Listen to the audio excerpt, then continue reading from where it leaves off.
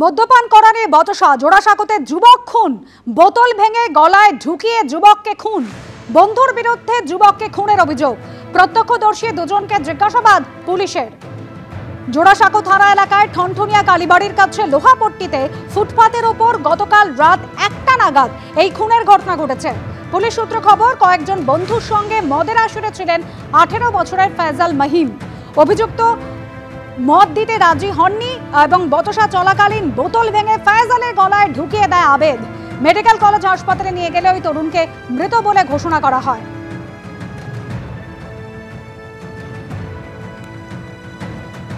উধমপুরে সেনা জঙ্গি গুলির লড়াই, একেবারে সকাল থেকে সেনা জঙ্গির গুলির লড়াই চলছে। নিহত হয়েছেন একজন জওয়ান। উধমপুরে বসন্তগড়, সেখানে সেনা জঙ্গি গুলির লড়াইয়ে নিহত এক সেনা জওয়ান। পাল্টা জবাব দিচ্ছে নিরাপত্তা বাহিনীও। উধমপুরের ডুডু বসন্তগড়, সেখানে জঙ্গিদের উপস্থিতি টের পেয়ে হানা দেয় নিরাপত্তা বাহিনী।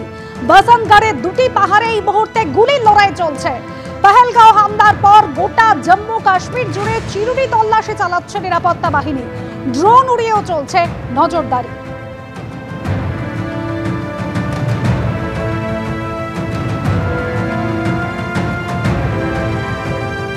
ব্রিগেডিয়ার দেবাশিস দাস আমাদের সঙ্গে রয়েছেন সরাসরি। ব্রিগেডিয়ার দাস, কাশ্মীরবাসীরা তারা নিজেরা বলছেন এই কাশ্মীর তারা চান না। যে পর্যটকে ভরা কাশ্মীর ছিল, যে কাশ্মীরে অর্থনীতি গত কয়েক বছর ধরে অনেকটাই উন্নতি হয়েছে, সেই কাশ্মীর এই গত পরশুর পর থেকে একেবারে অচেনা হয়ে যাচ্ছে, একেবারে বদলে যাচ্ছে। ভারতের তরফ থেকে কূটনৈতিকভাবে এবং সামরিকভাবে ঠিক কি ধরনের পদক্ষেপ করা উচিত? কতটা সাঁড়াশি আক্রমণ এই মুহূর্তে চালানো উচিত?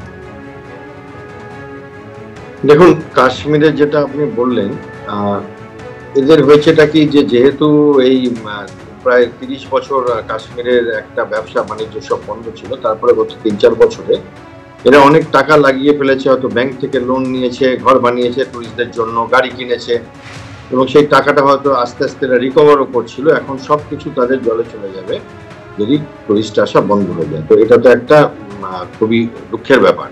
কিন্তু কি করা যাবে, ভারতবর্ষেরই বা উপায় কি আছে? এটা সহ্য করতে হবে তাদেরকে। পাকিস্তানের সঙ্গে একটা আতাত কিছু কাশ্মীরি মানুষের থাকেই, না হলে এগুলো ঘটতে পারে। সবাই না, বাট অনেক কিছু মানুষের থাকে। তারা, আমি নিজে দেখেছি, তারা মুখে বলে যে তারা কোনোদিন টেররিস্ট দেখেনি, কিন্তু পরে ধরা পড়েছে যে তারা মাসের পর মাস তাদেরকে রেখেছে, খাইয়েছে, টেররিস্টরাই বলেছে, দেখিয়েছে আমাদের। এবং আমাদের দেশের নিয়ম কানুন এমন যে তাদের এগেইনস্টে খুব বেশি কিছু করা যায়। এটা দুঃখের ব্যাপার। এবার আপনি যেটা বললেন যে সাঁড়াশি আক্রমণ, হ্যাঁ, একদম রাজনৈতিক, কূটনৈতিক, অর্থনৈতিক এবং সামরিক, মিলিটারি অ্যাকশন, এই চারটেই ভারতের করা উচিত এবং ভারত করবে মনে হয়। এতদিন কেন করেনি সেটাই বুঝতে পারছি না, কারণ অনেকদিন হয়ে গেছে আমরা সার্জিক্যাল স্ট্রাইক করছিলাম, তারপরে পাকিস্তান আবার শুরু করে দিয়েছিল। চলো, এই ব্যাপারটাতে আশা করছি দেশের নাগরিকদের যে এরকম একটা আশা রয়েছে দেশের শাসন ব্যবস্থার উপরে, যে তারা এটাতে খালি কথা বলে টিভিতে সরে যাবে না। একটা কথা খুব শুনি আমরা, কড়ি নিন্দা আর ঠোস জবাব, বিশেষ কিছু রাজনৈতিক, সেইটা চাই না। আর নিন্দা চাই না, আর মুর্দাবাদ চাই না। এখন ভারতের অ্যাকশন করার টাইম। এবং ভারত এখন যে অবস্থায় আছে, পৃথিবীর কোনো দেশ ভারতকে বলবে না যে তোমরা কেন করছো, এবং বললেও ভারতের শোনার দরকার। এবং ভারতের পাশে সম্পূর্ণভাবে ইসরায়েল আছে, রাশিয়া আছে, আমেরিকা আছে, অনেক দেশ আছে যারা ভারতকে বার্তা পাঠিয়েছে যে আমরা আপনাদের সাথে আছি, একদম মানে পাশে দাঁড়িয়ে বার্তা। কিছু দেশ ফর্মালিটি করেছে, সেটা আলাদা ব্যাপার, কিন্তু সত্যিকারে যারা চায় যে ভারতবর্ষে অ্যাকশন নিক, এবং সেইটার উপরে দাঁড়িয়ে আমার মনে হয় যে ভারতবর্ষের এত বড় যে এয়ারফোর্স, আমাদের যে এত মিসাইলস, আমাদের এত ক্ষমতা, সেগুলো ব্যবহার কবে হবে? এই টেকনোলজি, এই অর্থনৈতিক ক্ষমতা আমাদের, সেইটা এইরকম ভাবে আমরা একটা দেশের সরকারের আশায় আমরা ওখানে বেড়াতে গেছি, আমিও যাই, আপনারাও যাই।